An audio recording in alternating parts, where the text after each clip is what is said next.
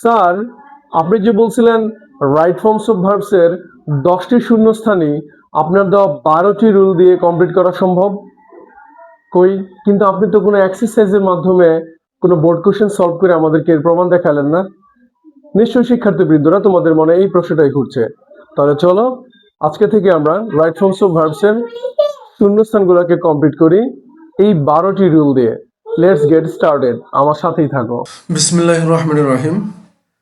শুরু করছি ঢাকা বোর্ড 2025 সালের যে রাইট ফর্মস অফ ভার্বসটি এসেছিল সেটার এক্সপ্লেনেশন, ব্যাখ্যা, কিভাবে কোন শূন্যস্থানটি কোন রুলের মধ্যে ফেলে আমরা আনসার করব। তো রাইট ফর্মস অফ ভার্ব আগে আলোচনা করেছি যে এটা শুরু করার আগে বক্সে যে শব্দগুলো দেওয়া থাকবে এই বক্সের ওয়ার্ডগুলোর অর্থ, বাংলা অর্থ অবশ্যই জানতে হবে এবং লাইনের যে বাংলা ওয়ার্ডগুলো আছে সেগুলোর অর্থ জানতে হবে। লাইনের যে ওয়ার্ডগুলো আছে সেগুলোর বাংলা অর্থ জানতে হবে। আর এরপরে আমরা লাইনগুলোকে বাংলা করে গ্যাপকে প্রশ্ন করব যে কি করি, কি করে অথবা কি করা হয় দ্বারা। আর যদি প্যাসেজটি পাস্ট টেন্সে থাকে তাহলে প্রশ্ন করব কি করেছিলাম, কি করেছিল, এগুলো দিয়ে প্রশ্ন করব। তখন গ্যাপের মধ্যে বসানোর জন্য বক্স থেকে একটি ভার্ব পাবো। আর আরেকটা মোস্ট ইম্পর্টেন্ট রোল যেটা সেটা একটু দেখায় নেই শুরুতেই। এইটা একটা মাথায় মনে রাখতে হবে সবসময়। প্রথমে সম্পূর্ণ প্যাসেজটিকে পড়ে প্যাসেজটি কোন টেন্সে আছে তার নির্ণয় করতে হবে। বেশিরভাগ ভার্ব ওই টেন্সেই হবে, অর্থাৎ যেই প্যাসেজটি আমাদের দেওয়া থাকবে পরীক্ষার সময় সেই প্যাসেজটির প্রথমে টেন্স নির্ধারণ করে নিতে হবে আগে। যদি দেখি প্যাসেজটি প্রেজেন্ট টেন্সে আছে তাহলে অধিকাংশ ভার্ব প্রেজেন্ট টেন্সে হওয়ার সম্ভাবনা বেশি। আর যদি প্যাসেজটি পাস্ট টেন্সে থাকে তাহলে বেশিরভাগ ভার্ব পাস্ট টেন্সে হওয়ার সম্ভাবনাই সবচেয়ে বেশি। যেমন এই প্যাসেজটাকে যদি আমরা পড়ি তাহলে আমরা দেখব our annual prize giving ceremony dash of yesterday. এই যে গতকাল হয়েছিল এরকম একটা কিছু বোঝাচ্ছে। তার মানে বোঝা যাচ্ছে যে স্কুলের পুরস্কার, বার্ষিক পুরস্কার বিতরণী অনুষ্ঠানের বর্ণনা দিচ্ছে এখানে। এই প্যাসেজটি পড়লে দেখা যাবে যে এই পুরো প্যাসেজটি অতীতকালের কোনো একটি ঘটনাকে নির্দেশ করছে, অর্থাৎ এই প্যাসেজটি পাস্ট টেন্সে আছে। তাহলে আমরা টেন্স নির্ধারণ করে ফেললাম এবং এই টেন্স নির্ধারণ করার কারণে আমার যে জিনিসটা সহজ হয়ে গেল, সম্পূর্ণ প্যাসেজটি পড়ে কোন টেন্সে আছে এটা নির্ধারণ করে ফেললাম। এই জন্য বেশিরভাগ ভার্ব ওই টেন্সই হবে বলে ধরে নেওয়া যায়। এবার চলো তাহলে পরের কাজ কি সেটা আমরা দেখি। এর পরের কাজ হচ্ছে বক্সের ইংলিশ ওয়ার্ডগুলোর বাংলা অর্থ জানতে হবে এবং লাইনের ইংলিশ ওয়ার্ডগুলোরও বাংলা অর্থ জানতে হবে। তারপর এগুলোকে লাইনকে বাংলা করে প্রশ্ন করব কি করি, কি করেছিলাম, কি করে অথবা কি করেছিল, এগুলো দিয়ে। তারপরে আমরা একটা করে অ্যান্সার পাবো এখানে। চলো দেখি তাহলে আমরা শুরু করি। প্রথমে বক্সের ভিতরে যে শব্দগুলো দেওয়া আছে এগুলোর অর্থ দেখি। ডেলিভার, ডেলিভার অর্থ প্রদান করা বা দেওয়া। টেক, নেওয়া বা লওয়া। স্টার্ট, শুরু করা। প্রিজাইড, সভাপতিত্ব করা। অ্যাডভাইস, উপদেশ দেওয়া। বি, হওয়া। Am is are, was were. Decorate, সজ্জিত করা, সাজানো।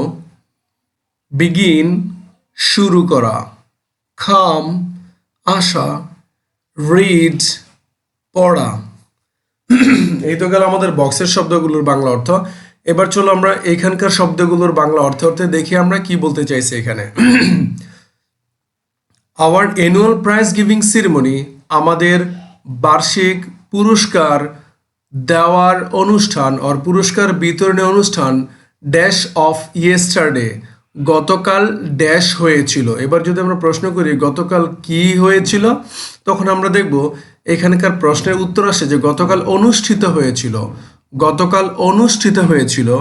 এখন এইখানে যদি আমরা ভার্বগুলোর অর্থ দেখি, অনুষ্ঠিত হয়েছিল ডেলিভার অর্থ দেওয়া, অনুষ্ঠিত হওয়া না।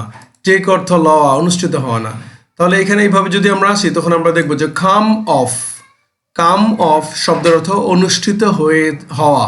কাম অফ শব্দের অর্থ অনুষ্ঠিত হওয়া। এখন এই গ্যাপকে প্রশ্ন করে আমরা একটা ভার্ব পেয়ে গেছি, সেটা হচ্ছে কাম অফ, অনুষ্ঠিত হওয়া। এবার ভার্ব তো পেয়েছি আমরা, কিন্তু এই ভার্বটাকে রাইট ফর্ম বসানোর নিয়ম দিয়ে এবার একে রাইট ফর্মে বসাইতে হবে। দেখো যদি উপরের সেন্টেন্সটা আমরা খেয়াল করি তাহলে এখানে দেখা যাচ্ছে ইয়েস্টারডে একটা শব্দ আছে, ইয়েস্টারডে একটা শব্দ আছে। এবার রাইট ফর্মস অফ ভার্বস এর আমি যে রুলগুলো দিয়েছিলাম এখানে যদি আমরা যাই, রুল নাম্বার 6 এর মধ্যে আছে সেন্টেন্সে যদি ওয়ান্স, ওয়ান ডে, ইয়েস্টারডে এগুলো থাকে তাহলে ভার্বটি V2 রূপে বসে অথবা পাস্ট টেন্স হয়। তো সেই রুল 6 অনুসারে এই শূন্যস্থানের মধ্যে যেহেতু আমরা এখানে ইয়েস্টারডে পেয়েছি তার মানে এইখানকার ভার্বটা পাস্ট টেন্সে হবে। তাহলে কাম অফ না হয়ে এইখানে হবে কেম অফ ইয়েস্টারডে, এইখানে হবে কেম অফ ইয়েস্টারডে।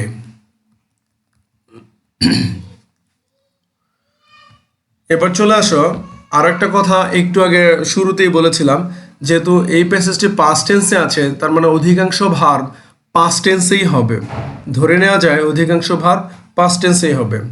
এবার গ্যাপ বিতে আসি, we dash our school campus, আমরা ড্যাশ করেছিলাম আমাদের স্কুলের ক্যাম্পাস বা স্কুল প্রাঙ্গণটিকে ভ্যারি নাইসলি, খুব সুন্দরভাবে। এবার যদি এখানে আমি যে রুল দিয়েছিলাম যে গ্যাপকে প্রশ্ন করতে হবে, কি করি, কি করে বা কি করা হয় দ্বারা, অথবা পাস্ট টেন্স হলো কি করেছিলাম দ্বারা বা কি করা হয়েছিল দ্বারা। এবার যদি এখানে আমরা আমাদের স্কুল ক্যাম্পাসকে খুব সুন্দরভাবে কি করেছিলাম, এখানে প্রশ্ন করলাম, গ্যাপকে প্রশ্ন করলাম কি করেছিলাম, তখন উত্তর আসবে দেখো ডেলিভার, প্রদান করেছিলাম, হয় নাই। আমাদের স্কুল ক্যাম্পাসকে খুব সুন্দরভাবে, এটা অ্যান্সার হবে ডেকোরেট, সাজিয়েছিলাম, ডেকোরেট সাজিয়েছিলাম। যেহেতু এটা পাস্ট টেন্সের গল্প তাহলে ডেকোরেট শব্দের অর্থ সাজানো, কিন্তু আমাদের এখানে লাগবে সাজিয়েছিলাম। তাই এই ভার্বটা, ডেকোরেট ভার্বটা ডেকোরেটেড হয়ে যাবে, পাস্ট ফর্মে চলে আসবে।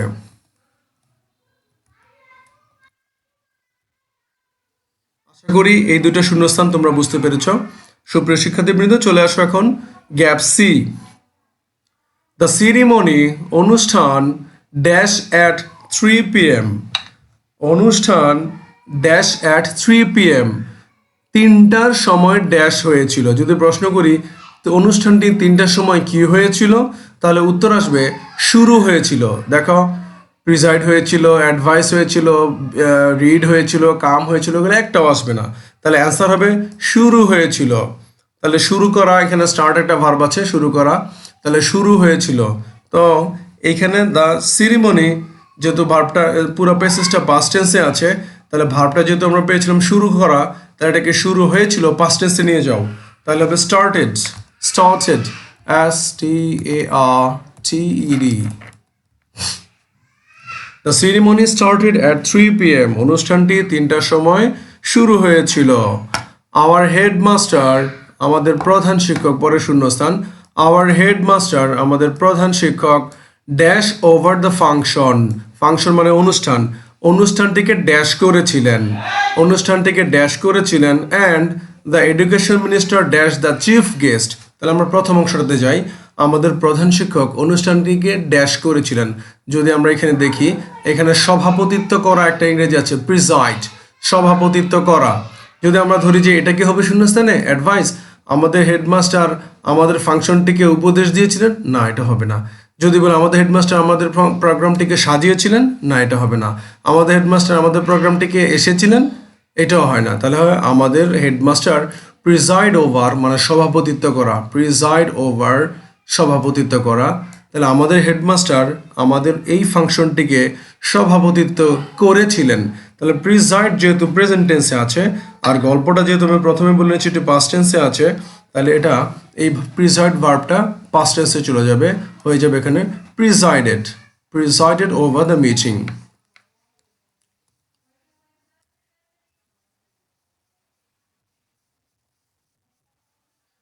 প্রিসাইডেড ওভার দ্য মিটিং, আমাদের হেডমাস্টার আমাদের মিটিংটিতে সভাপতিত্ব করেছিলেন।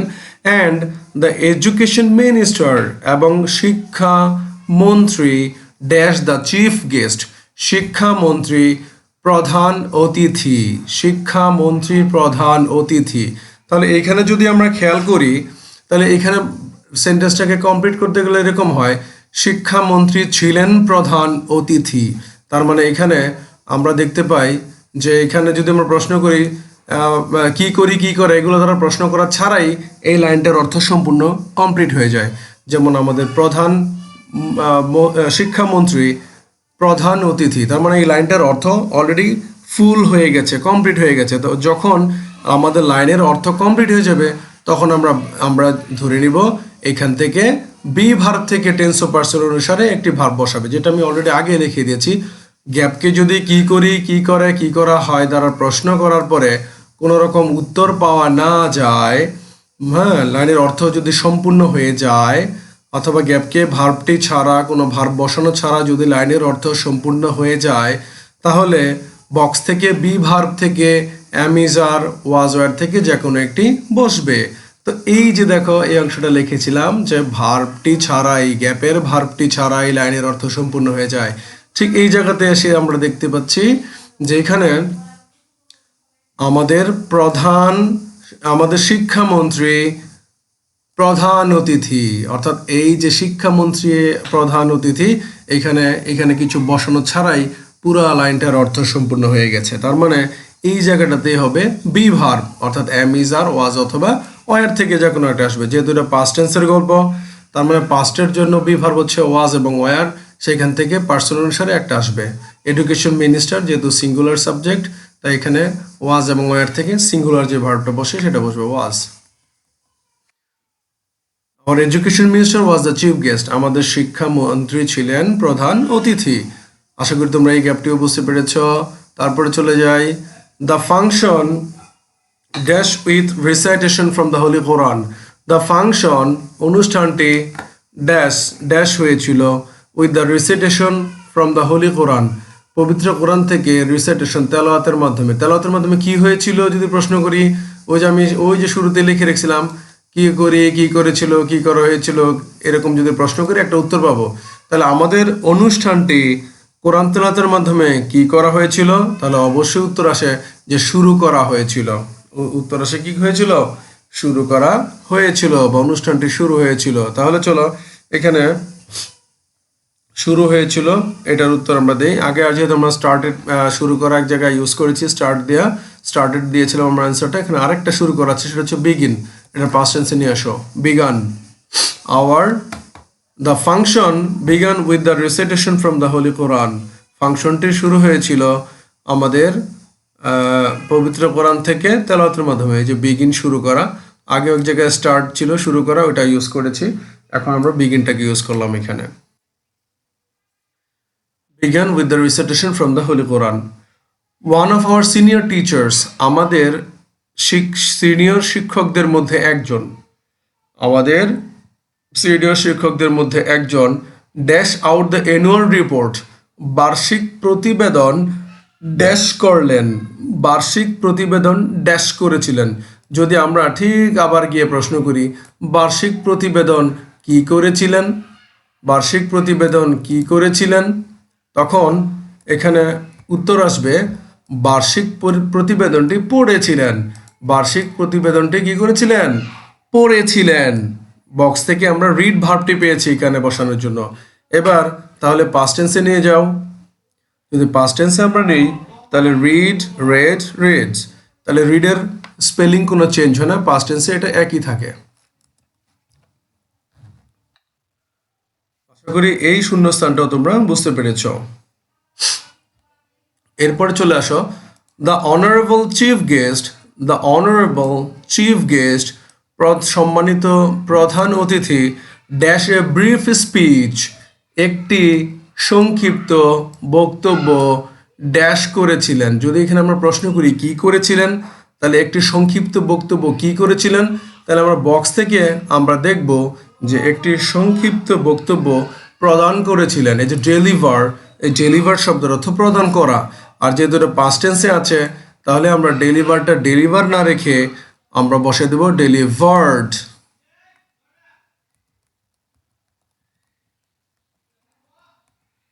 Delivered a brief speech. তাহলে আমাদের প্রধান অতিথি একটি সংক্ষিপ্ত বক্তব্য প্রদান করেছিলেন। Brief speech. এরপর দেখো লেখা আছে ড্যাশ আস, আমাদেরকে ড্যাশ করে to be regular in studies, পড়াশোনায় নিয়মিত হওয়ার জন্য আমাদেরকে ড্যাশ করে। তাহলে উনি একটি বক্তব্য দিয়েছিলেন, সংক্ষিপ্ত বক্তব্য দিয়েছিলেন, আমাদেরকে ড্যাশ করে to be regular in studies. যদি প্রশ্ন করি আমাদেরকে কি করে, উনি যে বক্তব্য দিয়েছেন এই বক্তব্যে আমাদেরকে কি করে বক্তব্য দিয়েছেন, এখান থেকে যদি আমরা বক্তব্য যদি বলি আমাদেরকে সাজিয়ে দিয়েছিলেন বক্তব্য, না। যদি বলি আমাদেরকে সভাপতিত্ব করে দিয়েছিলেন, না। তাহলে এটা হবে আমাদেরকে উপদেশ দিয়েছিলেন। উনি একটি সংক্ষিপ্ত বক্তব্য দিয়েছিলেন আমাদেরকে উপদেশ দিয়ে to be regular in studies, পড়াশোনায় নিয়মিত হতে। এখন এখানে বক্সে এই আই গ্যাপে বসানোর জন্য আমরা একটি বক্স থেকে শব্দ পেয়ে গেছি, সেটা হচ্ছে অ্যাডভাইস। এবার একে রাইট ফর্ম দেওয়ার জন্য আমাদের খেয়াল করতে হবে, তাহলে আমরা আগে সবগুলো ম্যাক্সিমাম পাস্ট টেন্সে দিয়ে আসি, তাহলে কি আমরা এখানে অ্যাডভাইসড দিব, যেহেতু অধিকাংশ ভার্ব পাস্ট টেন্সে হওয়ার কথা। তার আগে তোমাকে এখানে খেয়াল করে দেখতে হবে এটি এই যে একটা সেন্টেন্স, এই সেন্টেন্সে অলরেডি এখানে ডেলিভার্ড একটা ভার্ব অলরেডি বসে গেছে। এখন এখানে যদি সেকেন্ড আরেকটি ভার্ব বসাতে যাই তাহলে দ্বিতীয় ভার্বের সাথে আইএনজি বসবে, দ্বিতীয় ভার্বের সাথে আইএনজি বসবে। আমরা জানি এটা কোনো সিম্পল সেন্টেন্সে দুটি লাইন থাকলে, কোনো সিম্পল সেন্টেন্সে দুটি ভার্ব থাকলে দ্বিতীয় ভার্বের সাথে আইএনজি হয়। এটাও আমরা রুলে লিখে দিয়েছিলাম, তোমাদের দেখাচ্ছি। সিম্পল সেন্টেন্সে দুটি ভার্ব থাকলে গ্যাপের ভার্বের সাথে আইএনজি বসে। তো ঠিক এই জন্যই আমরা আমাদের যে ভার্বটা আছে ওখানে এই ভার্বের সাথে আমরা আইএনজি বসিয়ে দেব, কারণ অলরেডি এর আগে একটা ডেলিভার্ড ভার্ব এই বাক্যেই ব্যবহৃত হয়েছে। The honourable chief guest delivered a brief speech. Honourable chief guest একটি ছোট্ট সংক্ষিপ্ত বক্তব্য দিয়েছিলেন ড্যাশ আস। তাহলে এখানে অ্যাডভাইস ভার্বটা পেয়েছি, এটা ভার্বের সাথে আইএনজি হবে, যেহেতু একই সেন্টেন্সে আমরা দুটো ভার্ব পেয়েছি। এই যে দেখো লাস্টের যে অংশটা আছে এখানে আছে to be regular in studies. উনি অ্যাডভাইস করছে আমাদেরকে, কি অ্যাডভাইস করছে, to be regular in studies and to take part in the movement against illiteracy. বিষয়টা এরকম হইতো, এই যে অ্যান্ড, এই অ্যান্ডের আগে এবং এই অ্যান্ডের পরে ভার্বের গঠনটা একই রকম হয়। অ্যান্ডের আগে এবং অ্যান্ডের পরে ভার্বের গঠন একই রকম হয়, কারণ উনি এখানে উপদেশ দিয়েছেন আস আমাদেরকে। টু এর পরে দেখো ভার্বের V1 বসছে, টু বি রেগুলার, রেগুলার হতে ইন স্টাডিজ। আরেকটা উপদেশ দিচ্ছে to take part in the movement against illiteracy, ইলিটারেসির এগেনস্টে মুভমেন্টে বা আন্দোলনে অংশগ্রহণ করতে। এখানে অ্যান্ড থাকার জন্য এর আগের এই টুটাকে উজ্জ্ব করে রাখা হয়েছে। তো এই জন্য এই অ্যান্ডের আগে এবং পরে এই একই রকম গঠন হয়। এই যে টু, এই টু এর পরে এই প্রেজেন্ট ফর্ম বসছে এবং একই রকমভাবে এখানে একটা টু হয়তো উজ্জ্ব অবস্থায় আছে, এই উদ্দেশ্য বোঝানোর কারণে এটা প্রেজেন্ট ফর্মেই আছে। তো আশা করছি সুপ্রিয় শিক্ষার্থীবৃন্দ তোমরা সবাই এটা বুঝতে পেরেছো। আমাদের সামনের ক্লাসও এভাবে প্রত্যেকটা এক্সারসাইজকে, বোর্ড কোশ্চেনকে এভাবে তোমাদের সহজে বোঝার জন্য, তোমাদের সহজে বোঝার সুবিধার জন্য আমরা এভাবে এক্সপ্লেন করে দিব ইনশাল্লাহ। কালীগঞ্জ ইনোভেটিভ ইংলিশ কোচিংয়ের সাথেই থাকো আর শিখতে থাকো ইফেক্টিভলি, কার্যকরভাবে। Thank you very much. আল্লাহ তাআলা সবাইকে ভালো রাখুক। আসসালামু আলাইকুম।